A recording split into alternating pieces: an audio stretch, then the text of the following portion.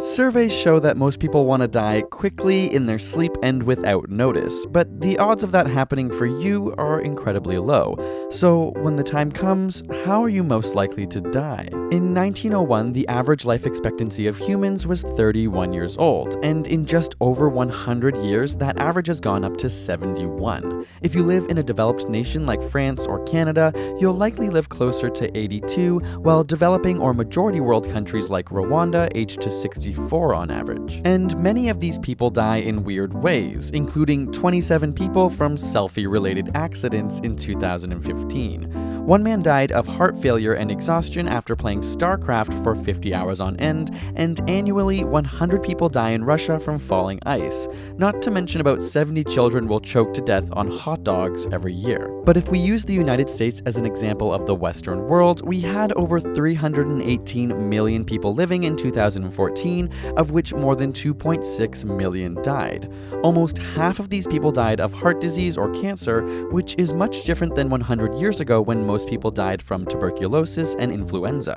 Scientific advancements such as antibiotics and vaccines have allowed us to die less often of the flu or TB, and even decreased how often we die of cancer.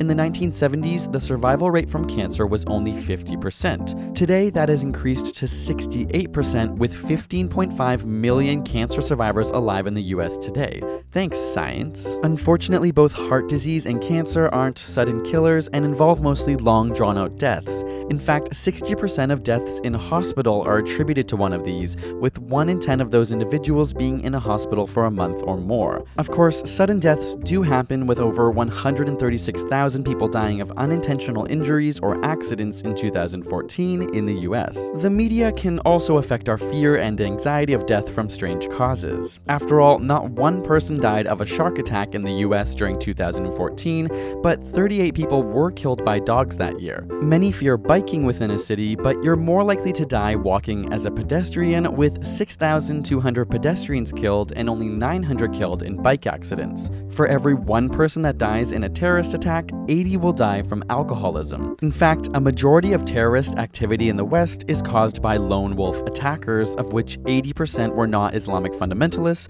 but instead political extremists, nationalists, racial, and religious supremacists. On a worldwide scale in 2015, 78% of all terrorist deaths occurred in just 5 countries: Afghanistan, Iraq, Nigeria, Pakistan, and Syria. Where you live has a big impact on how you're likely to die too. In the 34 poorest countries, you're most likely to die of respiratory problems, not from cigarettes, but from ingesting smoke while cooking. Females in Japan are less likely to die of heart disease and live to 87 years old on average, compared to 80 years old for American females. This is often attributed to the Japanese diet. In the future, we'll likely not only live longer, but potentially know exactly how and when we'll die. In fact, a recent computer software has been developed that has been shown to estimate how and when you'll die with 96% accuracy based on medical history, lifestyle, and many other factors. The question is, do you want to know how and when you'll die? Let us know in the comments below. You can also find out the top 5 regrets people have before dying in our ASAP Thought video, link in the description for that video, and subscribe for more weekly science videos.